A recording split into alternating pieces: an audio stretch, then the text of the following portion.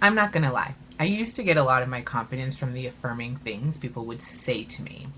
But lasting self confidence does not come from external sources. You have to be able to cultivate it within, right? Happy Friday. Today on the Huddle, we are wrapping up our conversation on self confidence with ways to build your self confidence. So, here are the 13 ways I build my self confidence on a consistent basis. I'm going to be saying confidence a lot, just be prepared. 1. Define what you want out of life. If you don't know what you want, it's really hard to be confident in your life and in what you get because you'll never know if it's actually what you want, right? 2. Live by your values and morals. Being who you are and living a life that reflects your priorities and values is the key to self-confidence. When I went out on my own and figured out exactly what I wanted out of life and started living life on my terms and the way I wanted to, my confidence went through the roof. You couldn't tell me nothing. 3, exercise. So I don't mean exercise so you look good, so you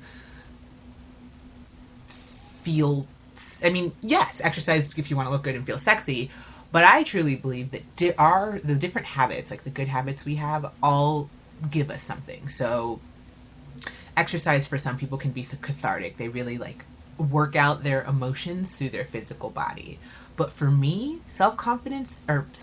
exercise makes me feel accomplished. It makes me feel confident. So that's why it's my number 3. Exercise. After I exercise, I feel like, yeah, I can do this. We can do this. So exercise. 4.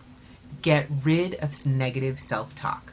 So the most important words that we will ever hear in our lives are the words we say to ourselves. Pay attention to your thought life. Do you encourage yourself? Do you cheer yourself on? You can't shame yourself into confidence or perfection, right? 5. Be true to yourself. Set boundaries. Speak up for yourself. If you allow yourself to be in situations you don't support and you keep quiet, you're teaching yourself to cower, and that doesn't bode well for confidence. 6. Keep promises to yourself. We talked about yesterday or maybe sometime earlier this week, but how the number one thing that erodes our self-confidence is breaking promises to ourselves. So start keeping promises to yourself and start small. Stop snoozing, make your bed, build a trusting relationship with yourself one step at a time. 7. Step out of your comfort zone.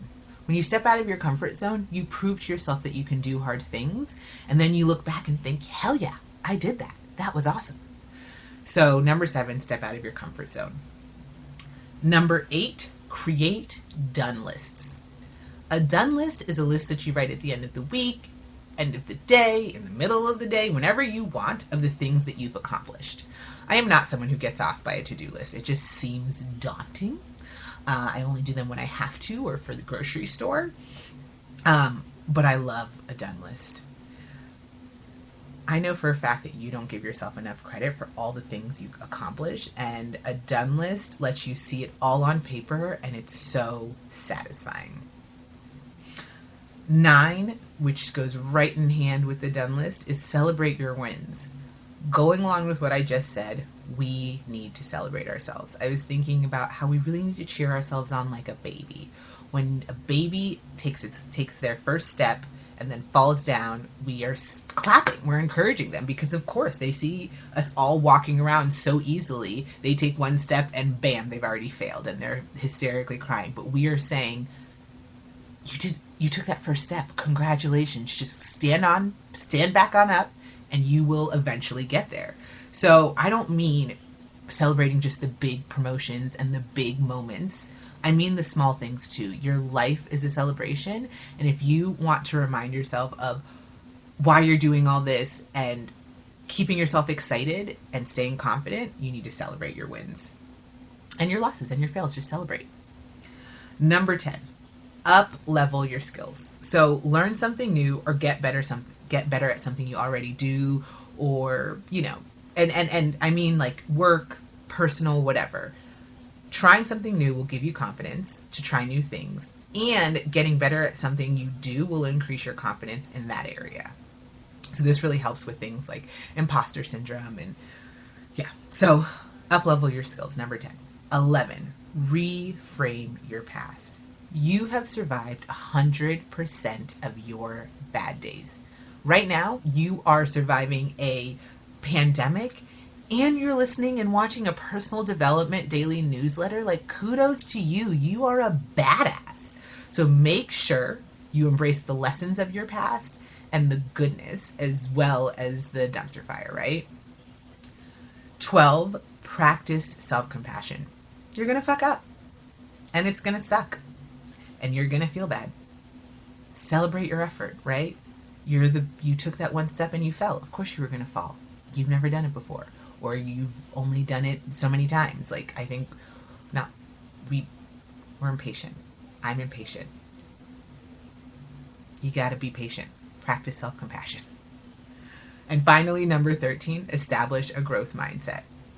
A growth mindset is when you believe that your abilities can be developed through dedication and hard work, whereas a fixed mindset is when you believe your abilities are static. You just are who you are. Here I just say, if you think you can or you think you can't, you're right. So believe you can. So that's it for Self-Confidence Week. How do you cultivate confidence in your life? Thank you for watching the Daily Huddle with me, Life Coach Franzani. Every week I pick a theme all around personal development. Each day we huddle around a topic so we can strive for better every day. Because hope is not a strategy. We can't hope to live a good life. We have to work. And why stop at good? We work here to live our very best lives. I'll see you here next week. Give yourself an amazing